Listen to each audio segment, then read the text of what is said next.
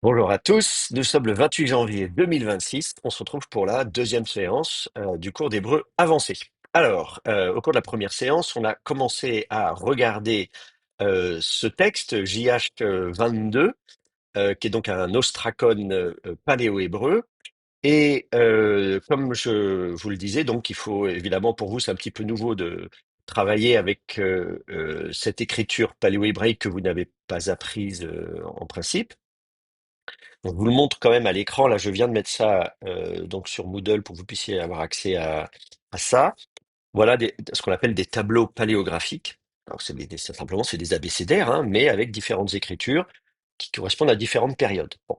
Voilà, donc ça, c'est un tableau qui avait été fait à l'époque par Milik. Il y a des tableaux comme ça, il y en a beaucoup. Il y en a qui sont très très longs. Moi-même, j'en ai publié pour certains textes ou certaines écritures à certaines époques. Donc c'est toute une science, la paléographie. Mais là, sans forcément rentrer dans le détail, rien qu'avec ça, ça vous donne une bonne idée. La colonne qui va vous intéresser le plus pour nous, c'est l'Aquiche, puisqu'en fait, les ostracas que je vous montre, là, celui qu'on étudie, est contemporain des ostracas de l'Aquiche. L'Aquiche qui n'est qu'à une quinzaine de kilomètres, à vol d'oiseau, si mes souvenirs sont bons. Donc on est très proche, et donc on s'écrit. D'ailleurs, on a des lettres du site. Les ostracas là, de cette collection viennent probablement de Makeda ou quelque chose comme ça. Et on voit qu'on écrit à des gens de la quiche et qu'on reçoit des lettres de la quiche.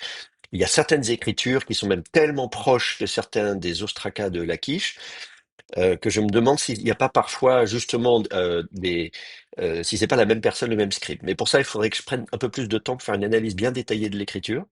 En tout cas, voilà. Donc, si vous regardez un peu la colonne de la quiche ici, ma foi, vous aurez l'alphabet, vous verrez à quoi ressemble. Donc le fameux Aleph au début, je vous disais, qui finalement ressemble à un A majuscule, à notre A majuscule, mais couché. Ensuite, Bet, Gimel, Dalet, He, Vav, Zayin. Le Zayin qui ressemble à une sorte de signe égal avec des petits crochets à la fin euh, qui est aussi apparenté à notre Z à nous, hein, parce que notre Z, en fait, c'est en fait aussi deux traits horizontaux qui sont reliés par un crochet. Donc c'est pareil, vous voyez, le Zayn, il fait les deux ont un crochet, les deux ont un retour. Mais imaginez qu'on fasse uniquement un premier retour et qu'on enchaîne avec le deuxième, ça fait un Zayn en forme de Z. Et d'ailleurs, ça existe des Zayn en forme de Z. Là, il n'y en a pas sur ce paradigme, mais je pense par exemple à déjà même avant, hein, déjà, je crois la stèle de Tel Dan au 9e siècle, une stèle araméenne on a déjà un Zayn en forme de Z. Bon, voilà. Donc c'est évidemment le même enfin, on a le même ancêtre, disons, notre alphabet est celui-là. Tête, tête. Le tête étant une croix avec un rond. La croix c'est le tav et le rond, d'une certaine manière, vous pouvez le mémoriser comme ça en disant intensifie. Hein, c'est un T accentué, hein, le tête. Bon, le iode. Alors le iode, celui-ci nous a mis un iode qui n'a pas de base, qui ressemble juste à un peu à un chiffre 7, alors qu'on a aussi des iodes, celui sur le JH22, il a bien la base, il a le retour à la fin, donc on fait une sorte de Z qui est barré. Kaf, Lamed, Mem, Nun. Alors, il n'y a pas de forme finale, au fait, hein, je vous ai pas dit, mais à cette époque-là, ou plutôt, on n'a pas de forme médiale. C'est surtout ça qu'il faut dire. Vous voyez, par exemple, le Nun, vous n'avez pas le Nun avec le crochet, ça c'est le Nun. En fait, le Nun avec crochet, toutes les formes médiales que vous avez, que vous connaissez après, c'est simplement, en fait, normalement, le Nun, il a une grande hampe, parce que ce trait qui descend, on appelle ça une hampe, il a une grande hampe. Parfois, elle est un petit peu recourbée. Et en fait, à force, vous voyez, c'est comme quand nous on écrit, vous savez, entre l'écriture des caractères d'imprimerie et l'écriture cursive, à une écriture cursive, on a forcément tendance à lier les lettres, hein, parce qu'on est feignant, on n'a pas envie de lever le stylo.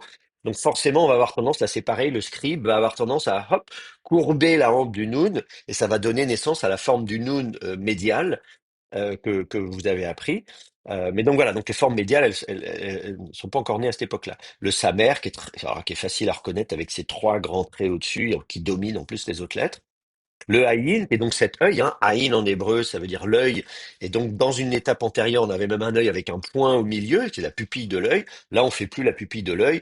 Et puis le Aïn est un peu stylisé, il est un peu écrasé, il est souvent un petit peu, voilà, il a une forme de goutte d'eau un petit peu couchée. Mais enfin, l'idée est toujours là. Et ensuite le P, Tsadé, Kof, Resh, Shin, Tav. Le Shin, ça, c'est assez facile à... Attendez que je réfléchis. Oui, c'est ça. Voilà, le Shin, il n'est pas très différent de ce que vous avez. Vous avez les tridents là. Euh, donc c'est dents, hein, shinaïm d'ailleurs, les dents, vous savez, en hébreu. Donc ça, vous reconnaissez un peu ça. Puis le tav, qui est juste un T, enfin disons une croix, et qui est aussi l'ancêtre évidemment de notre T à nous. Voilà. Donc ça, c'est l'écriture paléo-hébraïque. Bon, voilà, je m'étends pas plus là-dessus parce que ça n'est pas un cours d'épigraphie et de paléographie, mais ça vous permet en tout cas d'avoir une idée de à quoi ressemble l'écriture. Et donc ce tableau, je viens de le mettre donc sur Moodle, vous pouvez le télécharger, le récupérer et vous amuser comme ça à déchiffrer des inscriptions paléo-hébraïques. Euh, pour en revenir à notre texte donc, est-ce qu'il y a des questions par rapport à ce qu'on a dit hier? Sinon, on va avancer. Mais avant, je voudrais savoir si tout va bien pour vous depuis hier. Bon, on n'a pas eu beaucoup de temps, hein. Je reconnais que forcément, c'est pas, voilà, on n'a pas eu le temps de forcément. Mais bon, enfin, quand même, peut-être en y réfléchissant, vous avez. Non, ça va, c'est bon pour vous? Tout va bien. Bon, bah, c'est bien, parfait. OK. Alors, donc, on a commencé à déchiffrer le premier mot. On a dit que c'était elle, donc en direction de, hein, ça indique la direction. Vers, on s'adresse à, qui est donc le destinataire. Et on a dit ensuite que le destinataire, donc, a un nom qui se termine en Yahoo. Et on expliquait que c'est tout à fait courant dans la Bible d'avoir des noms qui se terminent en Yahoo. Je vous avais montré hier, effectivement, que bah, des noms en Yahoo, vous voyez, je cherche dans ma base de données tous les mots qui se terminent en Yahoo et vous en avez à l'appel. Et je vous disais, vous pouvez même demander faire une concordance ou sans aller jusqu'à une concordance, vous pouvez au moins faire une liste. Vous voyez là, une liste. Et vous avez une liste alphabétique, vous avez Aviyahu, Adoniyahu, Uriyahu, Ahaziyahu, etc. avec le nombre d'occurrences. Et vous pouvez même trier, ça c'est le logiciel Accordance, hein, en disant je veux ceux qui sont les plus fréquents. Et on nous dit, vous voyez, que le plus fréquent c'est Jérémie, je ne sais pas si vous voyez, je peux écrire un peu plus gros. Le plus fréquent c'est Yirmiyahu, donc 129 occurrences de Yirmiyahu. Ensuite Hiskiyahu, 74 occurrences de Hiskiyahu, et Ézéchias donc. Eliyahu, 63 occurrences de Eliyahu, c'est le prophète Élie, hein, évidemment. Tzidkiyahu, 56 occurrences, c'est Sédécias en français. Ensuite, qu'est-ce qu'on a? Ah oui, bah oui, alors bien sûr, on a Yoshiyahu, donc ça c'est Josias. Bon, évidemment, c'est des rois, forcément. Bon, voilà, vous en avez à l'appel, hein, Yeshayahu, Ésaïe, etc. Bon. Alors, c'est final en Yahoo, comme je disais, puisqu'on fait de l'hébreu, hein, donc je vous explique un petit peu la formation des noms. C'est assez courant d'avoir ce qu'on appelle des noms théophores. Je vais vous mettre le mot à l'écran quand même, parce que c'est un terme technique, donc si vous ne le connaissez pas, c'est bien de le connaître. Donc, un nom théophore.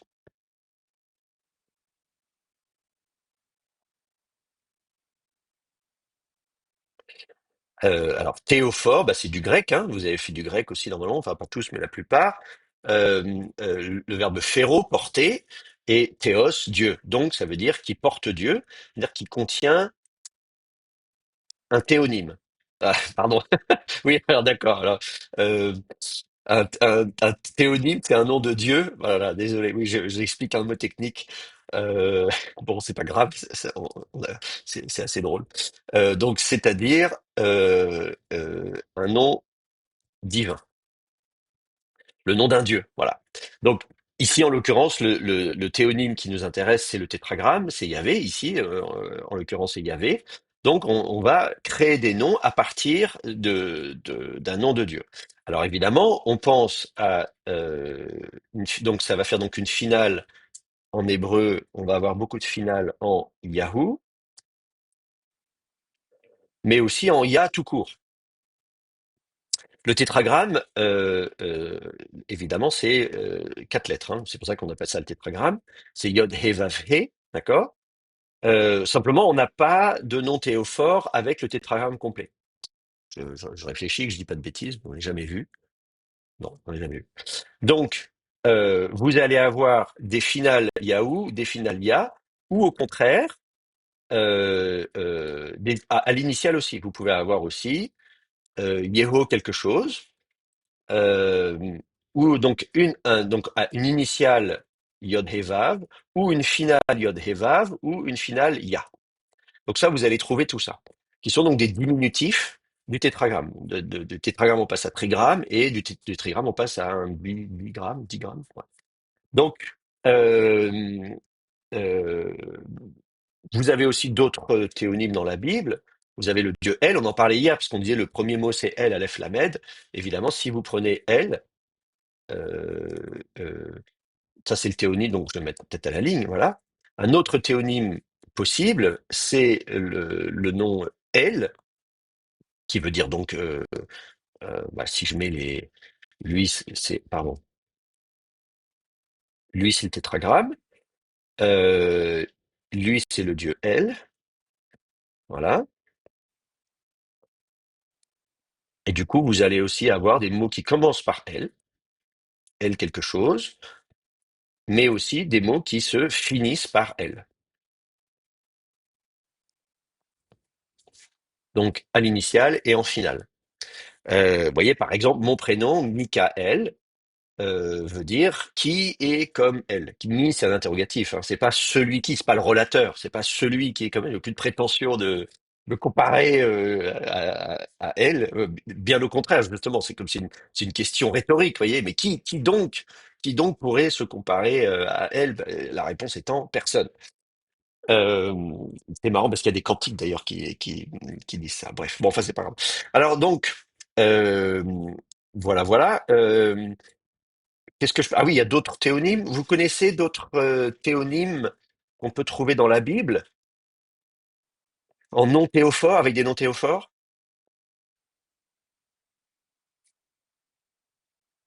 Non, personne? Je vous donne un petit indice, on en a parlé hier. Ah oui, alors Emmanuel, pardon, je vois des Nathanaël, Emmanuel. Oui, oui, alors sur le dieu El, oui, bien sûr, vous avez raison, Nathanaël, vous avez bien sûr, c'est Emmanuel pareil, Immanuel, Immanu, c'est avec nous, El est avec nous. Nathanaël, c'est le verbe Nathan donner, Nathanaël, El a donné, etc., etc. Yoel, bien sûr. Alors Yoel, ça dépend comment vous le. Si vous dites que c'est Yehoel, qui est une contraction de Yeho, qui donne Yo, ça peut vouloir dire que donc Yahvé est Dieu. Hein, c'est-à-dire qu'il y a d'autres, on pourrait croire que d'autres personnes sont Dieu, mais non, pour nous c'est Yahvé. Non, je parle d'un autre nom divin, d'un autre Dieu.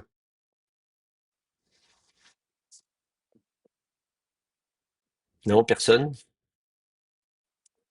Alors, ah oui, alors Shimshon, Samson, effectivement, si on considère que le soleil est un dieu, alors effectivement, il y a le dieu Shamash. Donc, effectivement, on peut supposer que avec le dieu Shamash, on puisse faire euh, donc Shamash, je vais mettre le point du Shin quand même, du coup. Donc vous avez donc c'est le dieu Shamash. Alors pour ceux qui ne savent pas, effectivement, il y a un dieu qui s'appelle Shamash, euh, qui est le dieu du soleil, évidemment, puisque Shamash, Shemesh, c'est le soleil. Mais qui est aussi un dieu. Vous l'avez, par exemple, représenté, la représentation célèbre, c'est celle qu'on a à Paris euh, au, au musée du Louvre, quand vous regardez le Code d'Hammurabi. C'est- Si vous ne connaissez pas le Code d'Hammurabi, bah, il faut connaître. Je vais vous montrer ça très vite à l'écran. Hop, des images du Code d'Hammurabi. Et vous allez voir, hop, si on met ça en tête, voilà, regardez là, ici par exemple, cette photo, vous avez le dieu Shamash. Euh, il se passe rien quand je clique dessus. Je voulais que ça soit plus gros, mais ah, si, voilà, comme ça. Bon, je peux faire comme ça, non? Oups. Voilà. Donc là, vous avez le dieu Shamash qui est assis sur son trône et il a une tiare avec des cornes. Hein, voilà, donc plus il y a de cornes, plus il est haut gradé dans la hiérarchie divine et, et plus voilà, plus il est haut gradé. Et il tend les insignes du pouvoir et de la justice au roi Hammurabi. On me renvoie sur Wikipédia. Voilà, tac. Si on peut avoir une meilleure photo, on peut voir à quoi il ressemble d'un peu plus près. Bon, il ressemble pas à grand-chose quand même. Alors voilà, c'est lui, voilà, le dieu Shamash. Vous voyez, elle est bien cette photo quand même, elle est quand même assez précise, c'est super. Et donc en face de lui, le roi Hammurabi de Babylone. Hein, voilà. Donc effectivement, Shamash est un dieu, et donc naturellement, euh, on va faire des noms théophores. Vous voyez, on a des noms de rois mésopotamiens, Shamshi, Ilou, etc. Donc, c'est-à-dire on aurait Shamshiel en hébreu, qui est un nom théophore. Et d'ailleurs, puisque je parle de ça, si je viens d'y penser, mais justement dans la liste des anges déchus du livre d'Enoch, alors Enoch, vous ne l'avez pas dans votre Bible, mais il est dans l'Ancien Testament éthiopien. On a une liste des anges déchus qu'on a déjà en araméen à Qumran, et donc j'ai écrit un article là-dessus si ça vous intéresse, sur les noms des anges déchus, et il y en a un qui s'appelle Shamshiel, justement. Donc Shamash est Dieu. Voilà. Et la plupart de ces noms, d'ailleurs, d'anges déchus, sont des noms théophores de différentes divinités euh, du Proche-Orient ancien. Voilà. Alors, ça, c'est pas le nom le plus courant. Il y en a un qu'on a vu hier. Est-ce que vous vous souvenez euh, dans la Bible, il y a quand même un dieu ennemi du dieu El qui revient de façon assez récurrente quand même. Non, un peu. Par exemple, Élie, le prophète Élie, tout ça, s'oppose à qui? Voilà, voilà, c'est ça. À Baal. Et donc, on a donc le nom théophore, le nom d'abord le théonyme Baal, Baal qui est un nom commun qui veut dire maître, hein, le maître. C'est le maître ou le propriétaire. Voilà. Donc, par exemple, vous êtes propriétaire de, je sais pas, d'un terrain, d'un esclave, etc. Dans la Bible, c'est aussi utilisé pour désigner le mari, hein, l'époux. Alors évidemment, ça a mal vieilli comme titre, évidemment. Quoique en hébreu moderne, moi j'ai été choqué, mais quand j'ai appris l'hébreu moderne, on utilise encore le terme Baal aujourd'hui pour désigner le mari. Et donc je me suis dit mince quand même. Alors évidemment les gens ils n'y pensent pas forcément dans leur tête à eux. En hébreu moderne, ils utilisent tous. C'est comme quand on dit monsieur en français aujourd'hui. En fait, monsieur ou mon sieur, c'est le sieur, le sire, vous voyez, donc c'est quand même, on appelle quelqu'un comme étant son sire. Voilà, donc voilà, il y a plein de mots comme ça dont on ne se souvient plus vraiment du sens. En tout cas, le mot Baal veut dire maître à la base, et donc y compris le mari. Euh, et donc du coup, on le retrouve. Il y a même des jeux de mots hein, chez certains prophètes, justement où Israël est censé être l'épouse du dieu Yahvé, mais en fait, elle dit bah elle est avec Baal et elle dit tu auras un nouveau Baal et qui est ton Baal et parce que moi je suis ton Baal normalement. Voilà, je suis ton maître, c'est moi ton mari. Enfin voilà. Donc hier on a vu. Euh, le nom, attendez, hop. Donc Yerub-Baal, euh, euh, qui est donc l'autre nom de Gédéon. euh, voilà, qui est l'autre nom de Gédéon. Euh, euh, et donc vous avez des noms en Baal. Alors évidemment, dans la Bible, évidemment, on n'aime pas trop avoir des noms qui sont des noms théophores avec Baal, puisque Baal c'est l'ennemi. Donc il y a aussi une tendance à réécrire les noms propres. C'est-à-dire qu'au lieu d'avoir quelqu'un qui va s'appeler Méphi-Baal, on va le dire Méphi-Bochette. Je ne sais pas d'ailleurs si on a, je ne sais pas si vous savez ça, donc Bochette étant la honte, quelque chose comme ça. Donc on change le nom. Vous voyez, si vous regardez Méphi-Bochette par exemple, euh, euh, où est-ce qu'on voit ça? Attendez, je vais enlever ça. Voilà, et vous avez des noms comme Méphi-Bochette. Si vous allez voir dans votre, il y a une petite note B, qu'est-ce qu'elle vous dit la note B? Vous voyez, on vous dit, vous avez même une petite note, vous voyez, dans votre BHS, petite note B en bas, je ne sais pas si vous voyez, il y a marqué, je peux écrire plus gros, est-ce que je peux écrire plus gros? Non, quand je pars de là, ça disparaît. Non, ça y est, j'écris plus gros. Voilà. Donc vous voyez que on vous dit que la version grecque, hein, vous avez la note B de votre BHS, si vous avez l'habitude de décortiquer votre appareil critique. Le G comment on appelle ça, en écriture gothique, vous dit que c'est la version grecque, avec un petit L, donc qui est la recension lucianique, si ma mémoire est bonne, vous dit que c'est Méphibal. Et donc effectivement, je veux dire, on imagine mal quelqu'un porter un nom avec Bochette qui veut dire la honte, et en fait, on dit bah non, évidemment, le nom propre, en fait, c'était Méphibaal, mais pour te moquer, évidemment, on va le surnommer Méphibochette. Et vous savez, c'est une pratique courante. Je vois que encore Donald Trump, le président américain, aime bien faire ça. Quand il était en campagne électorale, il donnait des surnoms ou il déformait les noms de ses adversaires pour se moquer d'eux. Voilà. Et que veut dire méfie, s'il vous plaît? Pardon? Dans que veut dire méfie dans la racine là de Méphi-Bochet? Ah oui, c'est une bonne question. Que veut dire Méfie dans Méphi-Bochette? Alors pour ça, vous avez Martine Note. Il faut travailler avec Martine Note, qui a écrit un ouvrage qui s'appelle, qu'on abrège IPN, Israelitische Personennamen, donc les noms propres israélites. Alors d'abord, Martine Note, il faut le connaître, hein, c'est un spécialiste d'Ancien Testament très connu du XXe siècle, milieu XXe siècle. Il a développé toute la théorie de l'historiographie deutéronomiste, etc. Donc c'est quand même quelqu'un de très important. Euh, lui, il s'est penché sur toutes les étymologies.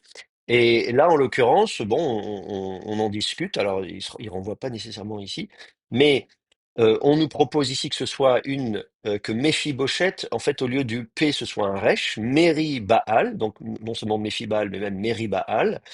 Et on renvoie à 1 Chronique 9:40, vous voyez, avec ce prénom Méri-Baal. Euh, et, euh, euh, et on cherche l'étymologie. Donc ça, là, j'ai le dictionnaire de Köhler-Baumgartner. Donc ça, c'est pareil, c'est un dictionnaire de référence qui est en allemand à la base, qui a été traduit en anglais. Et qui vient chercher donc soit une étymologie égyptienne en disant quelqu'un qui serait bien aimé, voilà, donc quelqu'un qui serait le bien-aimé de Baal, soit de l'araméen Mar ou Mara, qui veut dire le Seigneur.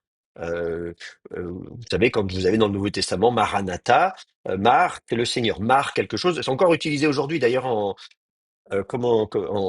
liturgie dans les églises d'Orient de liturgie syriaque, hein, si vous pensez aux églises assyro-chaldéennes, aux églises melkites, etc., euh, enfin voilà, comment, au Liban, aux Maronites, etc. Voilà, le terme mar est utilisé encore aujourd'hui. Comme vous savez, en français, on dit Monseigneur un tel, vous voyez, un évêque, on va dire Monseigneur quelque chose. Et ben en fait, dans ces églises-là, encore aujourd'hui, on utilise le terme mar qui veut dire Seigneur.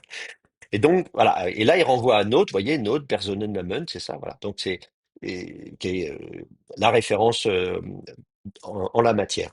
Alors, donc, en fait, voilà, la question, c'est, voilà, comment interpréter ça avec plusieurs étymologies possibles. Alors, évidemment, d'autres, on vous propose aussi mérive, qui serait un participe ifil, donc du verbe rive, qui est donc le litige, hein, la racine du litige et donc du litige judiciaire, d'une certaine manière, juridique. Et donc, participe ifil mérive, celui qui est en litige. Et donc, mérive, on aurait mérive plus Baal, avec deux B qui se seraient donc combinés. Mérib Baal, et donc qui veut dire que Baal est celui qui, du coup, est en litige avec moi, alors soit avec moi dans le sens où c'est mon avocat, hein, celui qui va plaider en ma faveur, soit contre moi, mais ce qui est évidemment peu probable. On n'appellerait pas un fils comme ça en disant voilà, donc c'est voilà, c'est plutôt comme ça. Mais bon, voilà. Donc vous voyez, il y a assez souvent dans les noms propres quand même, l'étymologie est incertaine. Il y a des discussions. Ça prend du temps. Moi, je me suis jamais penché, vous voyez, sur ce cas précis pour essayer de trouver des parallèles. Est-ce qu'on va trouver par exemple, l'histoire que le P serait une déformation du Resh, tout ça, etc. Tout ça, il faut enquêter. J'ai enquêté sur certains noms propres. Comme je vous dis, par exemple, j'ai pris la liste des 10 euh, noms des anges déchus du livre d'Énoch et j'ai travaillé sur leur étymologie à partir des sources araméennes, grecques, éthiopiennes, ougaritiques. Enfin voilà, j'ai fait tout le travail. C'est un gros travail. Euh, Ça prend du temps pour essayer de voir effectivement quelles sont les différentes orthographes à tester, est-ce qu'on a des parallèles, quel sens ça a dans quelle langue, etc., etc. Donc j'ai écrit tout un article qui s'appelle Shmichaza et compagnie. Vous pouvez le télécharger en PDF sur mon blog. Shmichaza et compagnie, onomastique des anges déchus dans le livre d'Enoch ou un truc comme ça. Et qui date de 2010 peut-être. Ah, je suis pas sûr. Attendez, je crois que le colloque a eu lieu. Enfin bref. Bon, enfin voilà, c'est assez vieux maintenant, ça a une quinzaine d'années. Bon, enfin c'est toujours d'actualité. Il n'y a pas eu d'article depuis qui est revenu sur ce que j'ai expliqué. Voilà, donc ça c'est le travail très intéressant de travail donc d'onomastique, ce qu'on appelle l'onomastique, la science des noms. Et ça, on fait, donc quand on étudie les noms en linguistique, on appelle ça l'onomastique. Et ensuite, quand on s'intéresse aux personnages qui portent ces noms-là, on appelle ça la prosopographie. Je vais vous mettre tout ça à l'écran pour que, si vous ne connaissez pas les termes, vous puissiez savoir de quoi on parle. Oui, je vais mettre ça en haut à droite. Il me reste de la place sur mon écran avant de passer à l'écran suivant. Donc, onomastique. Il ne faut pas que j'écrive en hébreu. Onomastique, c'est encore un nom grec. Donc, c'est la science des noms propres. Donc, quand vous allez étudier un nom propre, voilà, vous allez dire, tiens, qu'est-ce que c'est que ce nom propre? Qu'est-ce que ça veut dire? Quelle est son étymologie, etc. Et ensuite, si vous vous intéressez à faire euh, le portrait d'un personnage qui porte ce nom-là, et surtout de plusieurs personnes, de plusieurs homonymes, parce que vous allez avoir un même nom propre qui est porté par plusieurs personnes qui peuvent être mentionnées dans différentes lettres. Là, vous voyez, on a un ostracon, c'est une lettre. Euh, Parfois, vous avez des dizaines de lettres, les mêmes noms propres qui reviennent. On se dit, ah, est-ce que c'est la même personne ou est-ce que c'est des homonymes? Et dans ces cas-là, on essaie de savoir qui c'est. On essaie de dire, est-ce qu'ils ont vécu à la même époque? Est-ce qu'on dit qu'ils sont fils d'un tel? Donc c'est le même patronyme, le même nom de père. Donc ça veut dire que c'est le même personnage. Et il a passé, et on se dit, tiens, il a signé un contrat parce qu'il a acheté un terrain. Ou bien si c'est le roi, il a écrit à telle personne. Dans ces cas-là, on appelle ça de la prosopographie. Donc, c'est encore du grec, hein, grapho, écrire, prosopone, c'est donc une personne. Donc, on écrit la vie d'une personne. C'est un peu comme une biographie, si vous voulez, mais d'un certain nombre de personnes et des interactions entre ces personnes à une époque donnée dans un corpus de textes donnés. Voilà, donc ça c'est aussi une science en soi, et ça demande beaucoup de travail. Euh, et voilà, voilà. Donc là, vous voyez, on est dans un cas, on a une lettre, on va voir quelqu'un donc on va s'intéresser à l'origine de son nom, on va regarder s'il apparaît ailleurs. Là, on lui écrit une lettre, mais est-ce qu'on lui écrit plusieurs lettres à lui? Est-ce que lui-même écrit des lettres? Et qu'est-ce qui se passe, etc., etc. Voilà. Donc ça, c'est de la prosopographie. Ok. Alors, est-ce que tout est bon pour vous à ce niveau-là? Est-ce qu'il y a des questions? Je vous introduis un peu à toutes ces sciences, mais si vous avez des questions, je suis là pour y répondre. Non, ça va pour vous? Bon, ok, très bien. Alors maintenant, on en vient au cas particulier de notre texte. Hop. Donc, où je vais réécrire le texte. On avait donc L. Point, Nun resh yod he vav. Point, vav. C'est ce que nous dit la première ligne, si ma mémoire est bonne. Alors donc, si on s'intéresse, je vais remettre ça ici. euh, et je vous avais dit donc effectivement, donc L, on avait dit que c'était la proposition vers en direction de. Voilà à qui on écrit. Et ensuite, voilà, on a donc ce destinataire qui a une finale qui se termine en Yahoo. Alors la finale, on peut d'ores et déjà la vocaliser puisque on sait que ça se vocalise comme ceci. La voyelle c'est un ou, donc le vav est une mère de lecture. On lui met donc un shurek, on lui met un point au milieu. Quant au a, c'est un a en syllabe ouverte et un a en syllabe ouverte s'écrit kametz en hébreu. Donc voilà, c'est pas très compliqué, il n'y a pas de surprise. Reste à savoir donc cette racine. Alors justement, est-ce que vous avez réfléchi à cette racine? Est-ce que vous avez regardé si c'est un nom propre qui est attesté dans la Bible?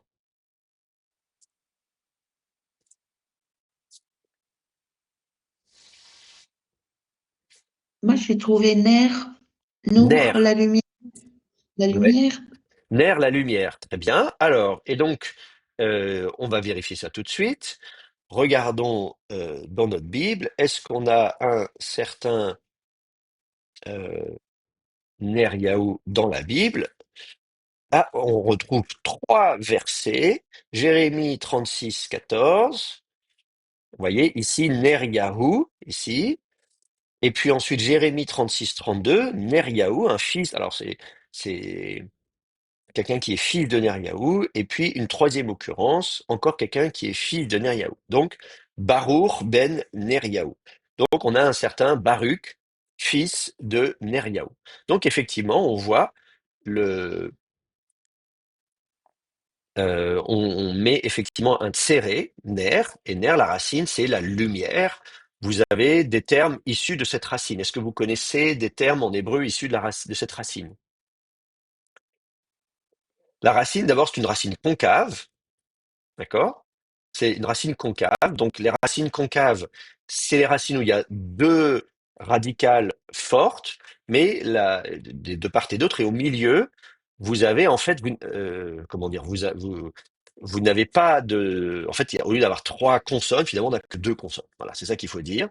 On a deux consonnes, c'est des racines qui ne sont pas triconsonantiques, mais biconsonantiques. Nun, resh en l'occurrence, avec au milieu une voyelle, une semi-consonne ou semi-voyelle, vous voyez, c'est qui est yod ou vav. En général, c'est un vav. Euh, et donc voilà, on appelle ça une racine concave, une racine creuse. On appelle ça aussi, dans la nomenclature, on appelle ça des racines ayin vav. Puisque vous savez donc que pour désigner les trois consonnes de la racine, on prend euh, le verbe pa'al, qui veut dire faire, P ayin lamed, et donc on va parler de racine P nun, c'est-à-dire P étant une façon de désigner la première radicale. La première radicale nun, ayin yod, c'est-à-dire la deuxième radicale est un yod, lamed yod, une racine dont la troisième radicale est un yod. Donc c'est un verbe ayin vav. On va dire ici un verbe ayin vav, c'est-à-dire un verbe concave. On appelle ça des racines concaves. Ça, c'est la terminologie française. En hébreu, on va dire un verbe ayin vav. Ayin yod ou ayin vav. Bah, d'ailleurs, ici, je ne sais pas pourquoi j'ai mis ayin yod, puisque c'est ayin vav. Alors, il y a des verbes ayin vav très connus. Celui qu'on utilise d'habitude pour les paradigmes, c'est le verbe koum, se tenir debout. Euh, euh, voilà, se lever. Voilà, on se lève, koum, takoum, yakoum, nakoum, etc. Euh, et donc là, qui est donc le verbe de référence, c'est comme ça que vous avez appris vos paradigmes, vos conjugaisons des verbes concaves. La particularité étant effectivement que la deuxième radicale, en fait, n'est pas une consonne, mais est une semi-voyelle ou une voyelle, et que donc effectivement, elle va apparaître comme voyelle. C'est pour ça ici, d'ailleurs, vous avez nun resh, et puis au milieu, vous avez une voyelle.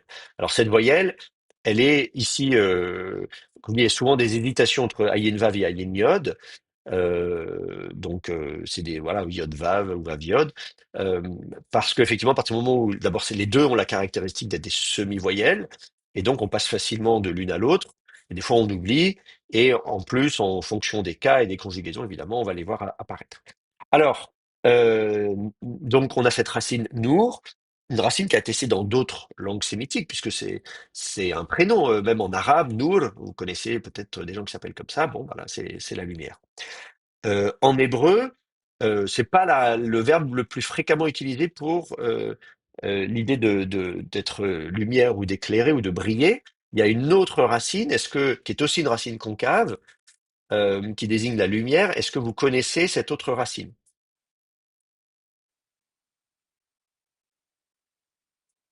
Ouais, j'ai essayé de C'est mobiliser un peu votre or. vocabulaire. Oui, c'est ça, c'est or, absolument. Or. J'ai essayé de mobiliser un peu votre vocabulaire. Or, c'est la lumière, et donc qui est donc aussi une racine concave, et ça veut dire que, par exemple, si vous faites, alors qui est connu parce que ça a même donné des prénoms, on parlait tout à l'heure des noms propres, vous avez aussi un prénom qui est dérivé de cette racine, c'est Meir, donc qui est du participe ifil, Meir.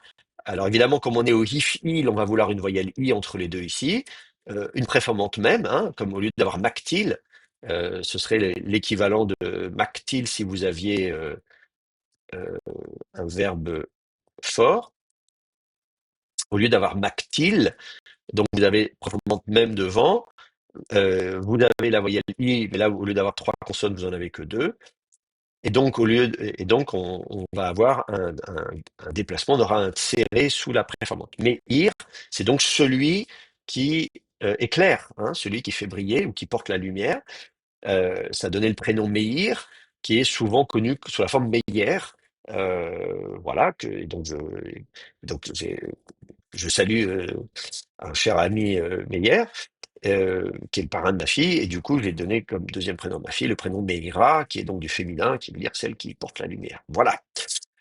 si vous voulez tout savoir. Donc effectivement, la racine or est davantage fréquente, mais on trouve aussi la racine nour.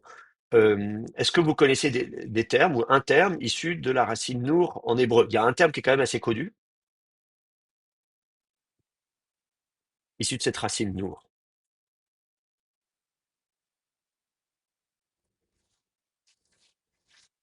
Personne? Alors je vais vous donner un indice. Il y a aussi une préformante devant,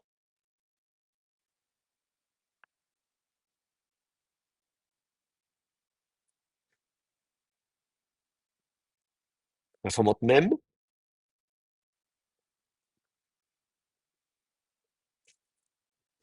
Menorah? Ménorah, absolument.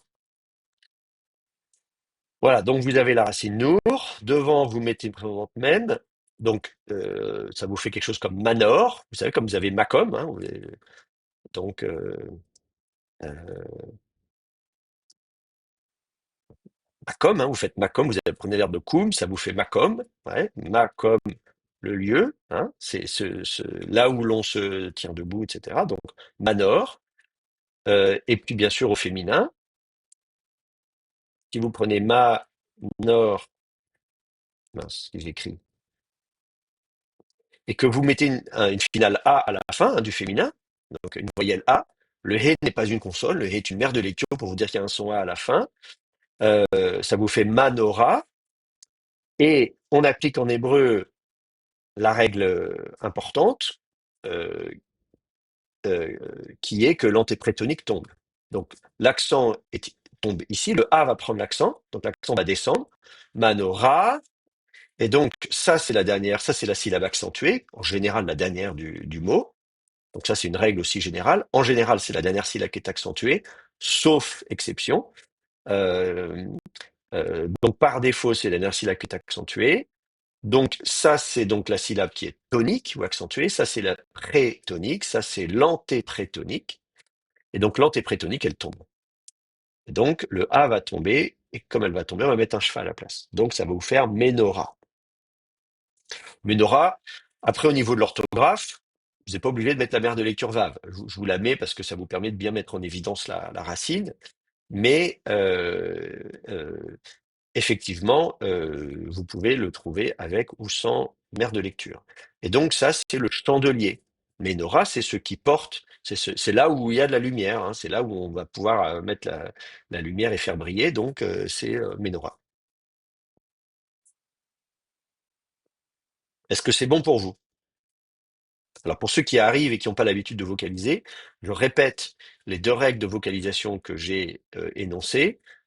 Euh, la dernière voyelle, la dernière syllabe, pardon, est en général celle qui est accentuée en hébreu par défaut. Et l'antéprétonique, celle qui est pas avant, mais celle qui est encore avant, en général, elle tombe. Si elle peut tomber, c'est-à-dire si elle est en syllabe ouverte. Vous voyez, il y a des cas où la voyelle ne pourra pas tomber, mais si elle peut tomber, donc si elle est en syllabe ouverte, elle va pouvoir tomber en général, sauf exception. Donc je vous dis, c'est des règles générales. Il y en a d'autres évidemment dont il va falloir tenir compte, mais par défaut, c'est ça qu'on essaye de faire. Donc Ménorah chandelier. Donc là, est-ce qu'il y a des questions par rapport à ça? Vous me dites si je vais trop vite, hein. C'est bon pour vous? Ok. Donc, je reviens à mon prénom.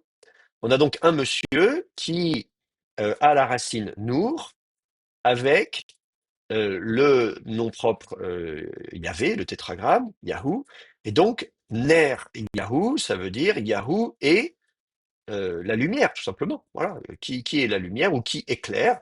Alors après, évidemment, quand vous avez une racine comme ça, la question va être de dire est-ce que c'est un verbe ou est-ce que c'est un nom commun? Est-ce que ça veut dire Yahvé éclaire? Et là, on imagine un verbe vocal, hein, quelque chose comme ça. Euh, ou bien, mais là évidemment, ner avec la vocalisation ner, on pense plutôt à un nom commun que donc la lumière tout simplement. Donc Yahvé et lumière, euh, quelque chose comme ça. Alors c'est une proposition non verbale, donc ça veut dire que le verbe être n'est pas, mais ça vous êtes habitué en hébreu, vous savez qu'on n'a pas besoin de mettre le verbe être pour faire pour dire quelque chose à propos de quelqu'un. Si je dis, ça c'est des cours que je donne à l'époque où je faisais l'hébreu en première année, si je dis je suis grand, on va dire Ani Gadol, ou Gadol Ani, grand moi. Il n'y a pas besoin d'utiliser le verbe haya, qui est le verbe être, mais au sens vraiment de l'existence, etc.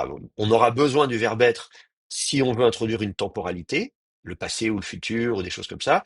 Mais si on énonce un principe général, au présent notamment, on fait une proposition non verbale. On met pas de verbe dedans et on comprend très bien.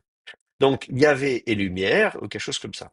Alors ensuite, si je regarde, donc du coup, effectivement, et vous pouvez vérifier dans votre dictionnaire pour vous en assurer.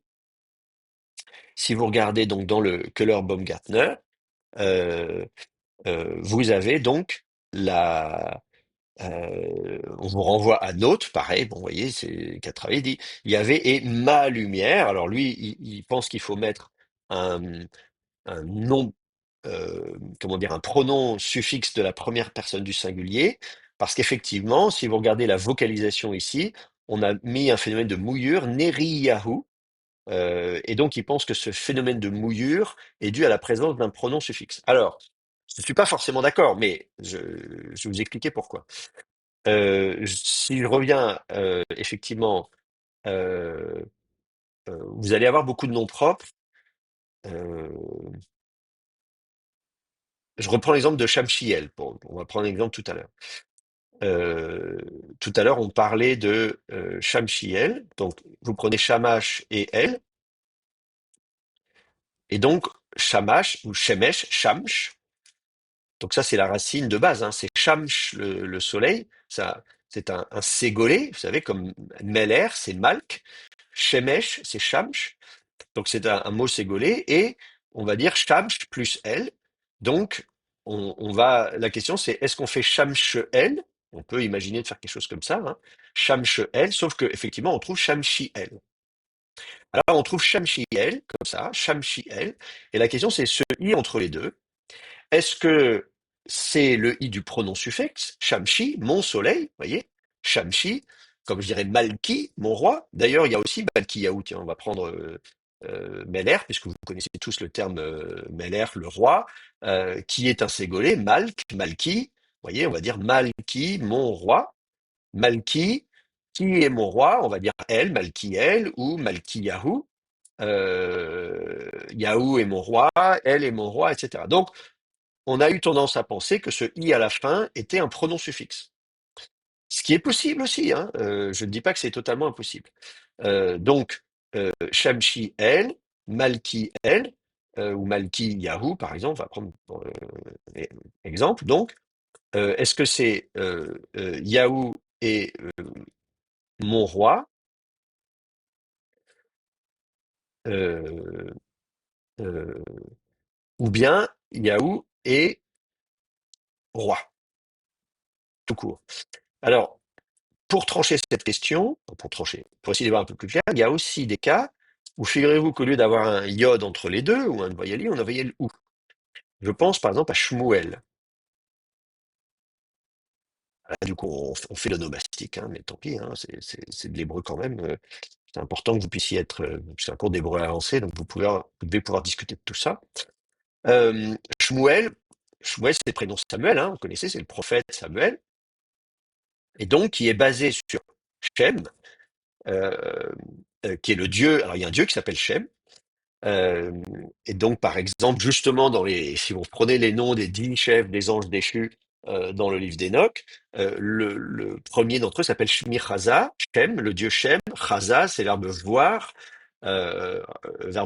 pas beaucoup connu en hébreu. En hébreu, le verbe voir, c'est plutôt Ra'a, mais vous l'avez quand même en hébreu. Euh, de temps en temps, hein, le rosé, justement, on dit il y a le roé et le rosé, donc le voyant, celui qui est prophète et qui est voyant. Attendez, il faut que j'ai essayé d'aller au bout de voilà, c'est ça.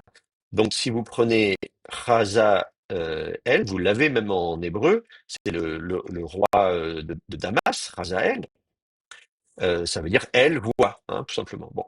Et donc, vous avez aussi quelqu'un qui s'appelle Shmi Chaza dans le livre d'Enoch. Donc, Shmi Chaza, ça s'écrit avec un Aleph ou un He, je ne me souviens plus comment il orthographie en fonction des. Donc c'est un Aleph. Donc, Shem a vu, ou Shem voit, tout simplement. Voilà. Alors évidemment, Shem, c'est aussi le nom. Hein, c'est mon nom est Michael, Shmi, Michael. Donc, Shem, c'est un dieu, mais c'est aussi un nom commun. Vous voyez, c'est comme Shamash, c'est le dieu Shamash, mais c'est aussi le soleil. Et donc, assez souvent, Baal, c'est le maître. Donc, souvent, les noms propres sont aussi des noms communs. Donc, à chaque fois, il faut se poser la question, est-ce que j'ai affaire au nom commun ou est-ce que j'ai affaire au nom propre? Et donc, Shmuel, vous pouvez dire, son nom est El, mais sauf qu'on dirait Shmuel, vous voyez, et pas Shmuel. Et donc, on a un certain nombre de noms propres comme ça où on a une voyelle de liaison ou et pas une voyelle de liaison i. Et là, on a un problème pour en faire un pronom suffixe. Par ailleurs, il y a des voyelles de liaison. Donc, l'autre explication, si ça n'est pas un pronom suffixe, c'est de dire c'est juste une voyelle de liaison. Vous collez deux termes l'un après l'autre. Est-ce que c'est pas plus facile de mettre une voyelle de liaison entre les deux quand même? Bon. Si on met une voyelle de liaison entre les deux, laquelle peut-il être? Alors, évidemment, on pense à des voyelles ou i, qui en plus de ça sont des voyelles qui sont utilisées dans des langues, dans certaines langues sémitiques, pour des désinences casuelles. Si vous avez fait de l'arabe, vous savez qu'il y a trois voyelles de désinence casuelle, ou a et i, ou au nominatif, a à l'accusatif. Je prends nominatif accusatif parce que c'est la nomenclature qu'on connaît quand on fait de l'allemand ou quand on fait du grec ou du latin. Donc, si c'est le sujet du verbe, on va dire ou. Si c'est l'objet du verbe, on va dire a. Et dans les autres cas, si c'est complément d'objet indirect ou complément de nom, etc., on va mettre une voyelle i. C'est pareil en acadien, qui est une langue qui est morte aujourd'hui, contrairement à l'arabe, mais qui fonctionne de la même manière, etc. Donc, on sait que dans les langues sémitiques, on n'est pas étranger à ce genre de fonctionnement. Et c'est vrai aussi en ougaritique, du coup, qui était une langue ouest sémitique, l'ancêtre de l'hébreu, plus ou moins. Pas tout à fait, j'exagère, mais enfin, c'est à peu près ça quand même. On est un peu plus au nord, on est sur la côte syrienne, donc on est vraiment pas très loin. Donc en fait, ces voyelles primitives, a, i, ou, qui sont de toute façon les voyelles primitives de l'articulation de la bouche, servent également de désinence casuelle. Donc tout ça fait que on imagine assez facilement de pouvoir utiliser ces voyelles ou i, non pas comme des pronoms suffixes, mais comme des voyelles de liaison. Ce qui veut dire que quand j'ai Shmi Chaza, ça veut pas forcément dire mon nom a vu, parce que c'est dire quoi mon nom voit, mon nom voit, ça veut dire quoi? Non, Shem voit, ça a plus de sens. Et donc de dire le i qu'on voit ici dans Shmi Chaza n'est pas un pronom suffixe, mais en fait c'est une voyelle de liaison. Partant de là, corollairement, on peut aussi défendre l'idée que quand on a Shamshi El, ça ne veut pas dire mon soleil est Dieu, mais que ça veut dire El, Shamash est Dieu, tout simplement. Oui, c'est ça, que Shamash est Dieu. Voilà, bon. Et de la même manière, Malki Yahou, au lieu de dire que Yahou est mon roi, de dire Yahou est roi. Alors évidemment, vous me direz, ça fait pas une grosse différence, hein. Là, voilà, ça, de dire qu'il est roi ou mon roi, certainement les deux. Bon. Et donc tout ça pour dire que quand on dit Ner Yahou, est-ce que ça veut dire Yahou est lumière, tout simplement, ou Yahou est ma lumière, Neri, ma lumière à moi, Neri Yahou. Alors ensuite, pour pouvoir justifier de dire que, donc on va mettre la voyelle I ici. Par ailleurs, cette voyelle de liaison, au lieu de dire Neriyahu et Neriyahu, vous voyez que même à l'oreille, il n'y a pas beaucoup de différence. Neriyahu, Neriyahu. Ah, si vous parlez vite, le i va facilement tomber.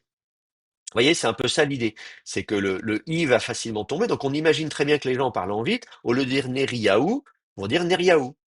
Voilà, on parle vite, on fait tomber des voyelles. C'est comme en français quand on dit je vais quelque part, je veux dire je vais. Bon, donc ça c'est la prononciation normale, un mot qui est très utilisé, on se dépêche de le prononcer, donc on fait tomber des voyelles dont on n'a pas besoin.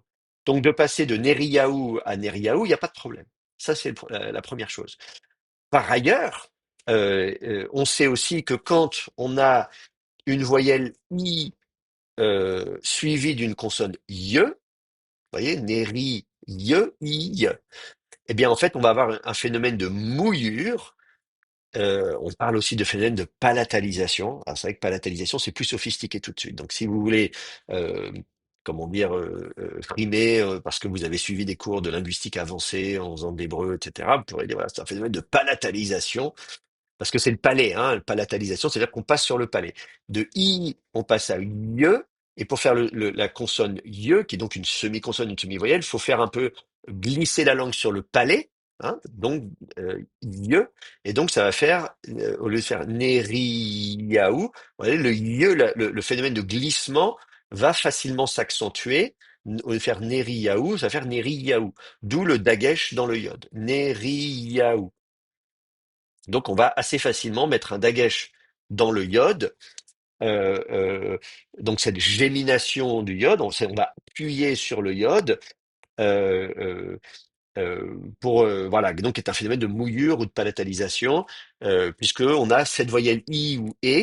Vous voyez, quand vous avez des voyelles fermées, i, e, vous avez au contraire d'une voyelle ouverte, a. Voilà, vous diriez aïe.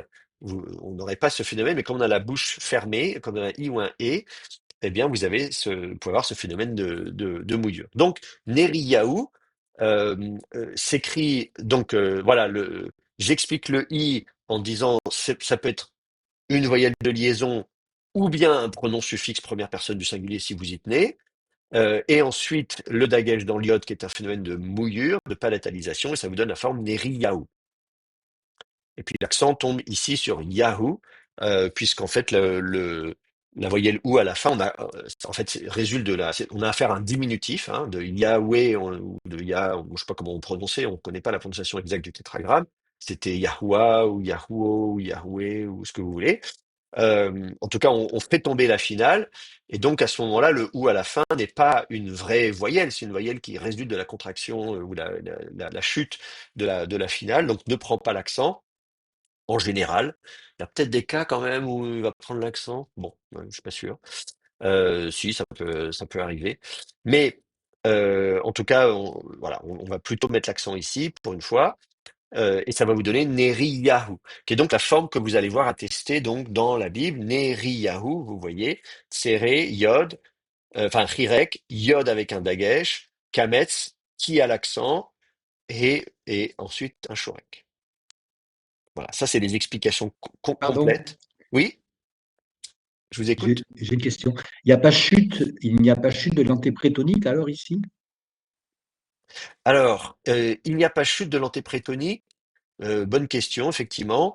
Euh, alors en fait, oui, l'antéprétonique devrait tomber. C'est une très bonne remarque. Ah, oui, oui, c'est une très très bonne remarque. Alors en fait, la voyelle ne va pas tomber parce qu'elle est longue. Alors vous allez me dire comment on fait pour savoir si la voyelle est longue, puisqu'en hébreu, on ne note pas la longueur des voyelles.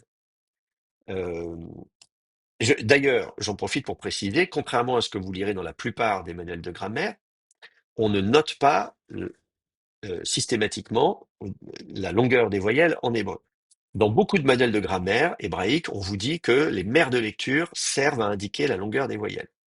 Autrement dit, si vous avez tséré yod, la voyelle est longue, si vous n'avez pas de yod, la voyelle est courte.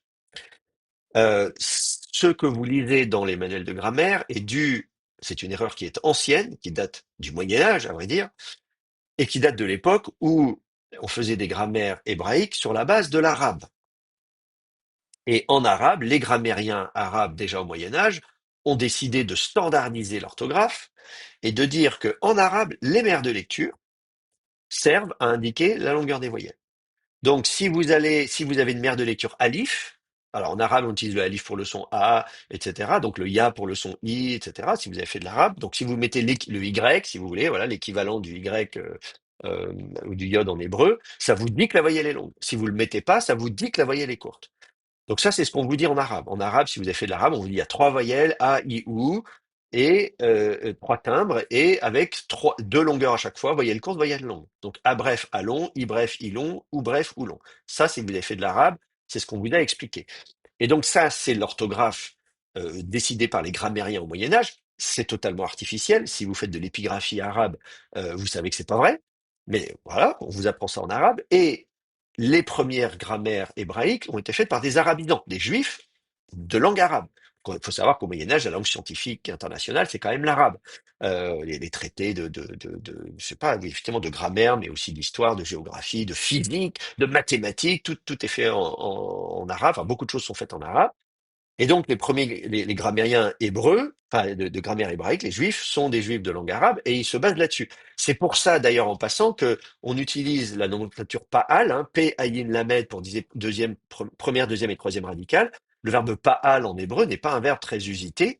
On le trouve, hein, Pa'al en hébreu, mais c'est un verbe très, très rare. Pour le verbe faire, on utilise le verbe asa en hébreu et pas le verbe Pa'al. Mais les grammairiens arabes utilisaient le verbe Pa'ala. Et donc, pareil, si vous avez fait de l'arabe, vous savez qu'on utilise le verbe fa'ala, donc c'est l'équivalent de verbe fa'al en hébreu, pour toute la nomenclature des paradigmes du système verbal en arabe. Et donc, du coup, on a cette influence d'arabe. Donc, sous l'influence de l'arabe, on a dit, bah, c'est pareil en hébreu. La mère de lecture indique que la voyelle est longue. L'absence de mère de lecture indique que la voyelle est courte. C'est faux. Là encore, si vous regardez les manuscrits, bah, vous savez que c'est faux, effectivement. Euh, Et donc, en l'occurrence, les mères de lecture peuvent, alors je ne dis pas que ça n'est jamais le cas, hein, effectivement, ça peut aider, hein, d'ailleurs, en particulier, si vous avez une racine concave, on disait qu'on a une racine concave, la voyelle qui est au milieu fait partie de la racine, donc la voyelle qui est au milieu fait partie de la racine, ici, ce vave, ou ici, là, ou vous voyez, là, dans cum, pareil, etc. Et donc, cette voyelle-là ne va jamais tomber. Elle fait partie de la racine, elle est longue, et elle ne peut pas tomber. Donc, voilà. Donc, voilà ce que je peux dire. Donc, ici, évidemment, vous savez, et même s'il n'y a pas de mère de lecture, et vous voyez, ici, c'est intéressant parce qu'effectivement, vous n'écrivez pas ner avec un iode, vous n'avez pas de mère de lecture, mais vous savez qu'en fait, la racine est une racine concave et qu'entre le noun et le resh, il y a cette semi-voyelle, semi-consonne, comme vous voulez, et qu'elle ne va pas tomber. Euh, donc, merci de m'avoir posé la question parce qu'effectivement, c'est un élément important. C'est un élément important à savoir. Cette voyelle fait partie de la racine, elle est longue, elle se maintient, elle ne tombe pas. Voilà. Sinon, effectivement, on aurait fait, par exemple, si on avait eu Shem, si on avait dit le nom Shem, on aurait dit Shmiyahu, effectivement. On n'aurait pas dit Shemiyahu. Euh, euh, je ne sais pas d'ailleurs si c'est attesté, Shmiyahu.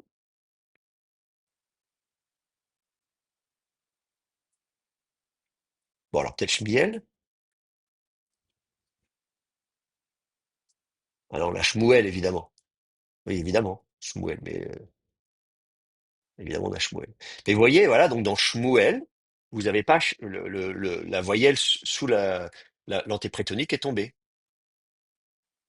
Donc ça, c'est un bon exemple. On ne dit pas Shemiel, on dit Shmuel. Donc effectivement, si vous avez juste un nom bilitaire euh, euh, comme Shem, je vois si j'ai d'autres exemples de noms comme ça. Effectivement, on va faire tomber l'antéprétonique. Donc, on va dire Shmuel. Donc ici, si on avait, on n'a pas Shemiyahu. Alors c'est peut-être dans les ostracas. Alors je suis à peu près sûr qu'on a Shemiyahu dans les ostracas. Euh, mais bon, dans la Bible, on a Shmuel. Voilà. Donc effectivement, merci d'avoir posé la question parce que ça permet d'éclairer ce. Mais Oui. on l'a dans le deuxième nom de l'ostracone, là, non? Attendez, j'ai pas le texte sous les yeux. Ah, c'est autre chose. On va y D'accord. venir. On va y venir. Oui, très bien. C'est très bien, très bien. On va y venir. Alors, euh, d'autres questions? C'est bon, vous avez compris. La voyelle ne tombe pas parce qu'en fait, elle fait partie de la racine. C'est une racine concave. Je voulais vous poser une question. Est-ce qu'on ne Oui. peut pas considérer que Neri, c'est-à-dire ma lumière, Yahou, Dieu, quand on veut mettre ces deux mots en un seul mot, on met un dagesh dans l'iode, puisqu'il y a un redoublement du iode. Est-ce que c'est faux de raisonner comme ça? Alors, Redis ce que vous avez dit? D'un côté, on a Neri, ma Oui, lumière. De oui. l'autre côté, Yahoo. Si on en fait un seul mot, on double le dagesh, on double le yod. Donc, Alors, on a un dagesh dans le yod. sauf que dans Neri, ma lumière, le i n'est pas une consonne. Le yod n'est pas une consonne, c'est une aire de lecture. C'est vrai. Oui, Donc en fait, d'accord. Oui, voilà, oui.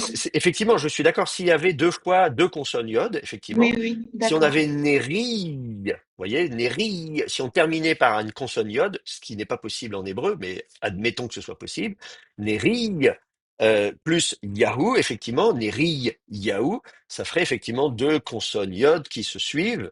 Et donc, oui, effectivement, au lieu de les écrire deux fois, eh bien, on mettrait un dagesh dedans.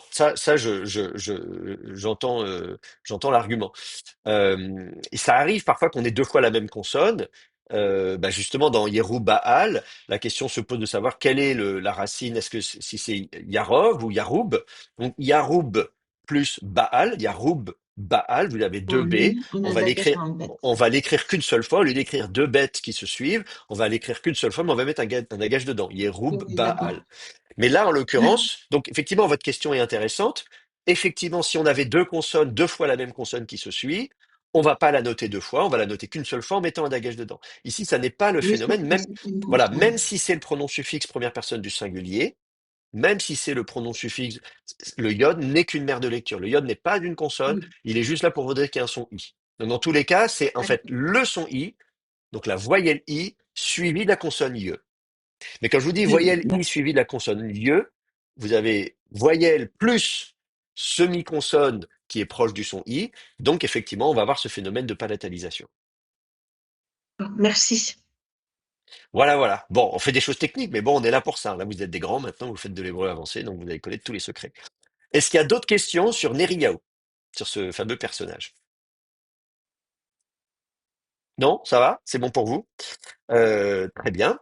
Euh, Écoutez, c'est parfait. Euh, euh, alors on continue. Il faut écrire la suite du texte. Alors comme la page est un peu encombrée, je vais faire une autre page.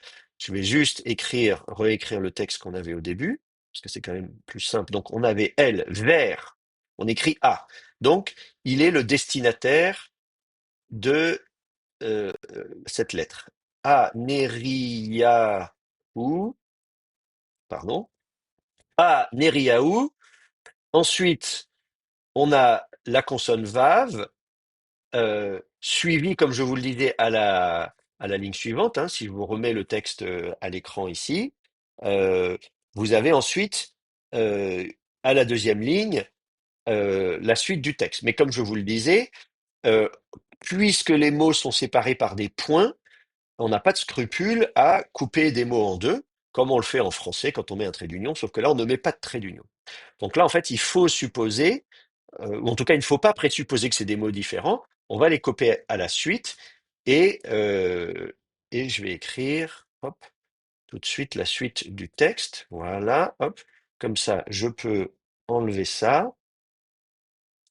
Donc voilà ce qu'on a ensuite à la suite du texte à la ligne 2. Donc on a un vav ici tout seul à la fin de la ligne. Ensuite, on va à la ligne suivante et on a de nouveau Aleph Lamed. Alors, ce vav tout seul, est-ce que ça peut être un mot à part entière? Non, en hébreu, on n'a pas de mot tout seul orthographié vav, euh, euh, sauf que, évidemment, on peut aussi, évidemment, avoir un vav tout seul devant un autre mot. Évidemment, c'est la conjonction coordination. Et comme juste après, on a de nouveau Aleph Lamed, vous voyez, en plus, visuellement, sur le Stracon, ils sont l'un en dessous de l'autre. Donc, ça paraît assez évident d'avoir de nouveau, et puis là, on va avoir de nouveau un nom propre. Donc, on comprend qu'on a deux destinataires. On écrit A Neriyahu et A quelqu'un d'autre. Et donc, la conjonction coordination VAV, elle est toute naturelle. J'écris A Neriyahu et A la personne dont on va parler. Donc ici, effectivement, c'est assez facile de penser, d'analyser ce verbe comme étant la conjonction coordination. Comment on vocalise la conjonction de coordination en hébreu?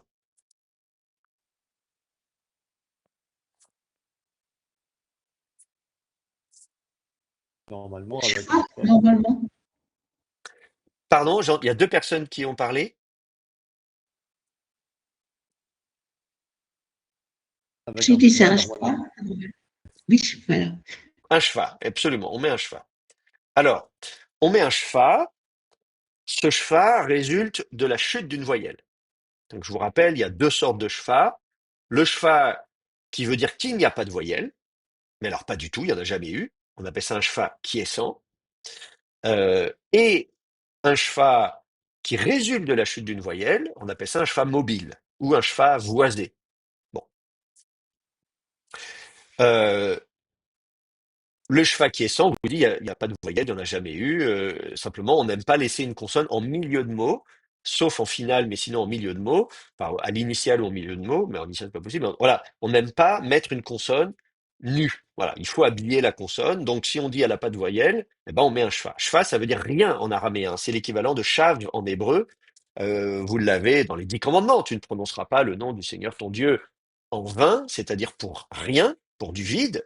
La chave, rien. Donc voilà, rien, il y a du vide, voilà, c'est vide. Bon. Donc, c'est l'équivalence, donc c'est cheval en araméen. Donc le cheval veut dire rien, vide, absence, voilà, creux. Voilà. Donc, on vous dit qu'il n'y a pas de voyelle, hein, c'est creux, mais voilà, on habille quand même la consonne quand elle a rien. Maintenant, s'il y avait une voyelle, mais que la voyelle est tombée, ça, c'est un des cas de figure où on dit, bah oui, en fait, il y avait une voyelle, mais elle est tombée. Alors vous n'avez pas vraiment moyen de le savoir, sauf si vous connaissez la grammaire, et vous êtes là pour ça, de savoir quels sont les cas où le cheval, en fait, résulte de la chute d'une voyelle. Bon, bah, ça, c'est quand vous avez votre vocabulaire, évidemment, quand vous faites de l'étymologie, et quand vous faites aussi la construction, ce qu'on appelle la morphologie, la construction des mots. Et par exemple, à l'initiale, on ne peut pas avoir un cheval qui est sans, euh, puisqu'en fait, on n'a pas en hébreu, les consonnes en hébreu ne commence pas par deux consonnes. On ne peut pas avoir deux consonnes qui se suivent, ça n'existe pas dans les langues sémitiques de manière générale, et en hébreu en particulier. Donc, à l'initiale, de toute façon, si vous avez un cheval au début, vous savez qu'il résulte de la chute d'une voyelle. Par ailleurs, le vav étant un mot à part entière, entre guillemets, hein, c'est comme les prépositions lamed ou bête ou tout ce que vous voulez, elles sont certes préfixées, mais elles ont un sens à part. Elles font pas partie du mot. C'est pas une préformante, c'est vraiment un préfixe, un autre mot qui est collé à ce qui suit. Donc il y avait effectivement une voyelle qui est tombée. Cette voyelle, on le sait parce qu'il y a d'autres langues sémitiques, donc c'est assez facile, c'est une voyelle A. Si vous avez fait de l'arabe, par exemple, vous le savez, c'est wa. La conjonction coordination, c'est wa, tout simplement. Et vous l'avez donc dans toutes les langues sémitiques, en fait, hein. C'est assez universel de ce point de vue-là dans les langues sémitiques. La conjonction de coordination universelle dans la langue sémitique, c'est wa. Euh, En hébreu, ce a va tomber la plupart du temps, ça c'est la règle générale, mais évidemment il y a des fois où il va se maintenir, on va avoir des phénomènes, d'autres voyelles, etc. Donc on pourra revenir à l'occasion sur les différentes vocalisations possibles du VAV. En principe, vous avez déjà étudié ça, donc je sais pas si j'ai besoin d'y revenir, mais en tout cas, effectivement, par défaut, le VAV, on va lui mettre un cheval, tout simplement. Euh, Est-ce que c'est utile de faire le point sur les différentes vocalisations de la conjonction VAV? Moi, j'hésite toujours. Vous voyez, dans ce cours, on a toujours, il y a des points de grammaire, il y a du texte, on aborde les notions de grammaire au fur et à mesure dont on en a besoin. Vous voyez, donc moi, je suis là à votre disposition. Je veux pas trop ralentir la lecture du texte, mais en même temps, je veux pas non plus aller trop vite s'il y a besoin de faire un point sur les différentes vocalisations, par exemple, de la conjonction coordination VAV. Donc, est-ce que vous avez besoin qu'on fasse un point? Moi, j'aimerais bien, mais si je suis la seule, ça fait rien. Non, non, mais il n'y a pas de, il y a pas de problème. On est de toute façon pas très nombreux, donc je suis là à votre service. Donc très bien, on fait un point sur la. Je pense que d'autres personnes ont certainement envie, mais n'osent pas le dire et pourront. Merci d'avoir eu le courage de le dire. Oui, je vois qu'effectivement d'autres étudiants acquiescent. Alors, donc la conjonction vave. Donc primitivement c'est un wa qui va donc la plupart du temps tomber. Euh, Donc, ça va vous... Mince, alors évidemment, quand je change... Voilà, ça va vous donner un cheval. Bon, la plupart du temps. Mais il y a des cas où ça ne va pas se passer comme ça. Euh, Il y a, par exemple, un cas... Alors, je vous dis ça de mémoire, hein, comme ça. Le A va se maintenir devant un, devant notamment un monosyllabique.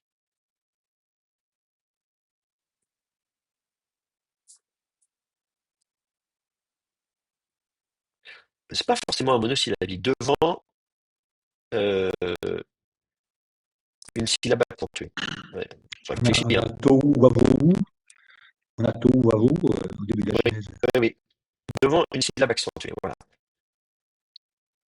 Donc, vous pouvez conserver le A si il est devant une syllabe accentuée. Euh, donc, effectivement, si vous avez, bah oui, exemple tohu wavohu, yomam valaila, donc le tohu et le bohu, le jour et la nuit, etc., etc.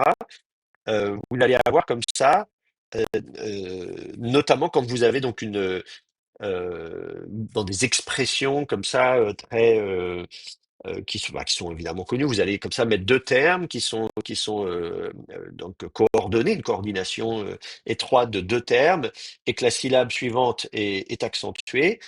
Vous allez pouvoir une syllabe accentuée et ouverte, je crois. Il faudrait vérifier si on a des cas de syllabes fermées. Laïla, normalement, est une syllabe fermée, mais en fait, en hébreu, on n'aime pas faire ça. Donc, en fait, on va dire que le yod, c'est la, ye, la. Euh, Même parce qu'en fait, on n'aime pas les diphtongues en hébreu. Quelque chose comme ça. Bon. Donc, vous allez avoir des cas comme ça où, effectivement, le A va se maintenir. À ce moment-là, on est un A en syllabe ouverte. Euh, et donc, un A en syllabe ouverte s'écrit kametz. Donc, ça, il n'y a pas de souci. Ensuite, il va y avoir une vocalisation I devant un iode euh, doté d'un cheval.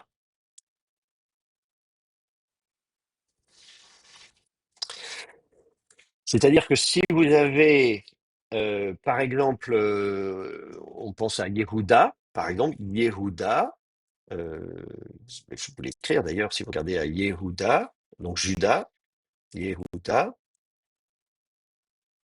vous voyez que le iode lui-même, vous avez donc euh, vous avez un vav devant un iode qui est lui-même doté d'un shva. Alors, je vais mettre l'exemple à chaque fois. Alors, on va mettre tout, on va mettre comme ça. Mince, comment on fait? Je vais aller au bout de ma ligne. Tac, comme ça, voilà. Tohu, qui est accentué. Voilà. Vohu, qui est accentué aussi. Bon, voilà. Tohu à vohu, ça c'est un exemple. Donc ça, c'est donc ici Yehuda, vous avez parlé Yerushalayim, hein, Jérusalem, etc. Là, on va avoir un problème, c'est qu'on a donc deux shva mobiles qui se suivent. Quand vous avez deux shva mobiles qui se suivent, il doit remonter en voyelle pleine. D'accord?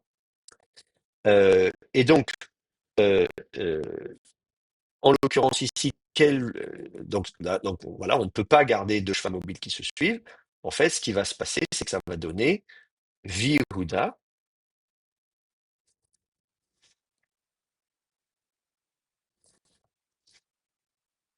Vous voyez, Vihuda. Le, simplement, vous voyez, ça se voit peut-être mieux si on met en translittération. Vous avez normalement le we plus Yehuda. Il faut savoir que le verbe se prononçait we à l'époque. Nous, on prononce ve parce que c'est la prononciation moderne, mais il se prononçait we. Donc vous avez we sans voyelle, y sans voyelle, oui, oui, Fuda, comment on prononce ça? Bah, Yehuda, tout simplement. Donc ça va être en fait tout à fait naturel. Quand vous avez un we sans voyelle suivi d'un ie sans voyelle, ensuite Huda, il n'y a pas de problème pour Huda, mais Ye, Yehuda, bon, naturellement, on va dire Yehuda. Donc en fait, ça, voilà, ça paraît assez facile si vous regardez la translittération, de dire, bah oui, on va l'écrire Yehuda. Et donc le yod va tomber, la consonne yod va se réduire à l'état de voyelle. On ne dira plus ye, on dira juste i. I. Mais comme on dit, le vav et l'iode étant des semi-consonnes, semi-voyelles, il bascule facilement à l'état de voyelle. Et justement, puisqu'on parle d'une semi-consonne qui passe à l'état de voyelle, ça va être le cas aussi du vav qui peut devenir un ou euh, lorsque notamment il est euh, devant un cheval mobile sauf iode, évidemment, parce qu'on vient de voir le cas du iode.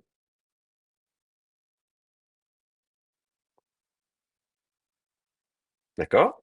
Donc on va avoir le même phénomène. Il faut que j'écrive un peu plus petit si je veux arriver à tout mettre sur mon même tableau. Euh, Bah, par exemple, tout à l'heure on parlait du prophète Samuel, vous voyez. Donc si vous voulez parler du prophète, il faut que j'aille au bout de ma ligne. Si vous voulez parler du prophète de quelqu'un et de Samuel, hein, je ne sais pas, un tel et Samuel, vous allez dire normalement et euh, Shmuel.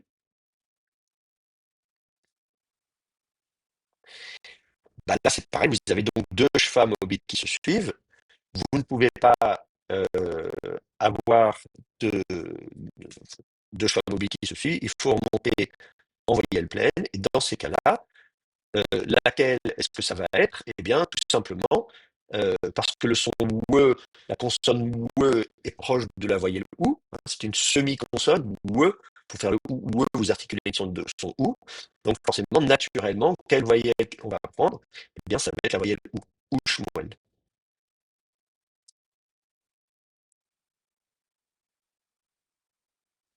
D'accord? Et vous avez un dernier cas de figure où on a encore le son ou, euh, c'est devant une boumaf. Alors, on va l'écrire comme ça, boumaf. Boumaf, avec un F comme vous voulez. C'est la lettre P en fait. Donc, les boumaf, d'ailleurs, je peux mettre le W comme ça. Ah non, je peux pas. Zut. Bon, attendez. Je vais l'écrire en hébreu parce que c'est bizarre ces acronymes. Donc,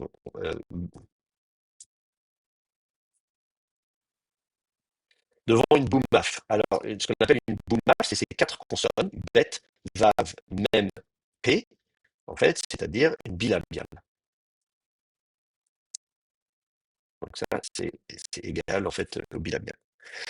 Ce qu'on appelle une bilabiale, c'est une consonne qui s'articule avec les deux lèvres, hein, labiales, les lèvres, bilabiale, les deux lèvres. Les consonnes, pour pouvoir les articuler, vous avez besoin donc de coller vos deux lèvres l'une à l'autre. La supérieure faire B, la lettre B, la lettre P, la lettre M, la lettre W, vous voyez. Tout ça, c'est ce qu'on appelle des bilabiales. En hébreu, on appelle ça des boumaf, c'est un acronyme, hein, Bet, Vav, Mem, P.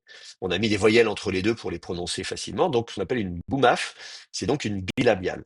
Et là, on se retrouve dans un phénomène où vous avez donc deux bilabiales qui se suivent. Un we, qui est lui-même une bilabiale, qui est déjà une articulation où les deux lèvres sont rapprochées, we, comme ça, et vous allez derrière dire we, woum, woum. Donc effectivement, dans ces cas-là, au lieu de faire woum, si vous avez un même par exemple, eh bien, par exemple, Meller, je ne sais pas, voilà, si on prend le roi, j'écris en hébreu, si vous dites Meller, voilà, le roi, avec un kaf final si possible, Meller, si avant vous voulez dire c'est et le roi, hein, le prophète et le roi, je ne sais pas qui, etc., on va pas dire we Meller, en fait, parce que là c'est pareil, comme on est déjà à la position des lèvres, au lieu de faire tomber et de recommencer, là encore, puisque normalement le cheval en plus c'est une absence de voyelle, ou Meller. Ou Meller, bon, bah, tout simplement le Meller va devenir ou Meller. Meller. Voilà, tout simplement. Euh, Ça, c'est donc voilà, vous auriez la même chose avec un bête, par exemple, Berer, Berer Yaou, on parlait de Berer Yaou tout à l'heure, Baruch ou Baruch, on va mettre ou Verer ou Varour, etc., etc. Bon, voilà. Donc ça, c'est les différentes vocalisations possibles de la conjonction coordination vowel. Maintenant, comme je disais, le cas général, c'est juste de mettre un shfa en hébreu la plupart du temps. euh, la voyelle primitive A va tomber. Ah bon, Est-ce que c'est bon pour vous? Oui? dans le Wayitol, elle reste. Ah oui, mais c'est normal parce que là, on est en syllabe fermée.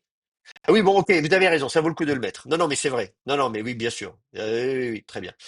Euh, Bien sûr. Dans le cas d'une syllabe fermée, alors effectivement, non, j'aurais même dû commencer par ça, en fait. C'est effectivement, on va le mettre là. Hop. Wa, dans une syllabe fermée.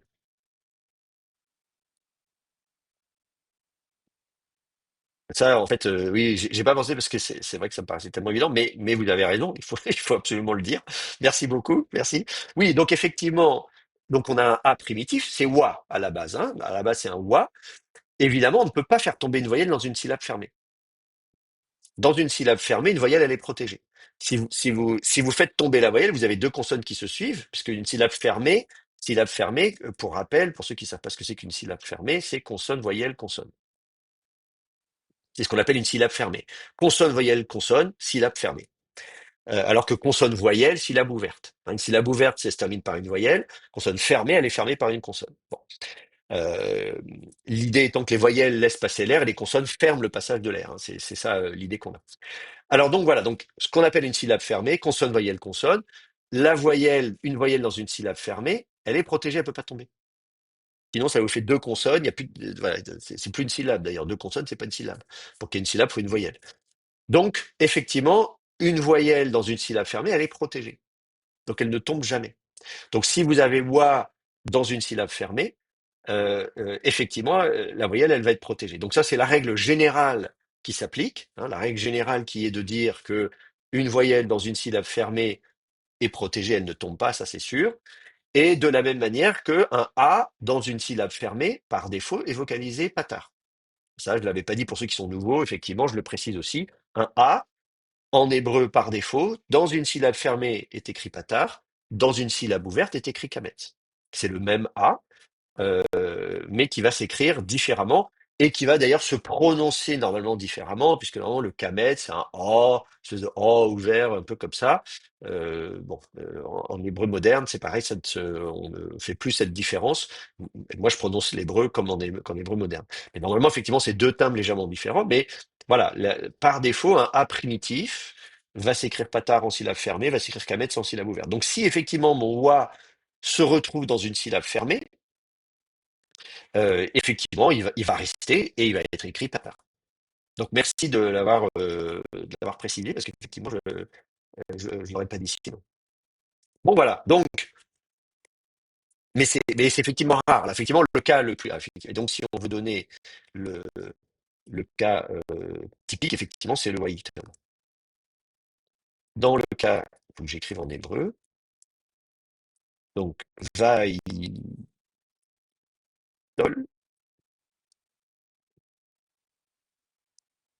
Voilà. Là, dans Vayiktol, effectivement, il y a un dagesh dans l'iode qui vous dit que le iode est donc une consonne, non pas une voyelle. Et donc, dans le découpage en syllabes, ça fait Vaï, Yik, Tol. Vous voyez, si je l'écris en translittération, ça vous fait Vaï. Alors, Vaï, comment je vais faire ça? Euh, Yik, Tol. Alors, hop, mettre des traits d'union peut-être. Vaï, Yik, Tol. Donc, vous avez en fait ici trois syllabes fermées. Vaï, Yik, Tol. Une consonne géminée, et donc qu'on double, si vous voulez. Voilà. Donc, Vaï, Yik, Tol. Et là, évidemment, dans ce cas-là, on est dans une syllabe fermée. Donc là, effectivement, on n'a pas le choix. On ne peut pas mettre un schwa, on peut pas, on ne pourrait pas, ce serait, non, c'est impossible. Est-ce que vous avez d'autres questions ou d'autres remarques?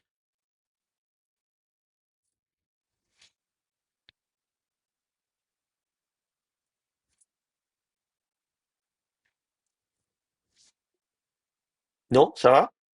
Bon, bah écoutez, c'est parfait. Il est pile poil l'heure, donc on va s'arrêter là pour aujourd'hui. Continuez à travailler sur le texte, hein, et intéressez-vous à la personne qui suit, à son nom, et à la suite, bien sûr, du texte. Là, vous avez un peu plus de temps d'ici la prochaine séance pour avancer. Voilà, je vous remercie de votre attention. Ça fait toujours plaisir de vous retrouver et de parler de ces choses fort agréables. Je vous souhaite une bonne journée, bon travail, et on se revoit bientôt.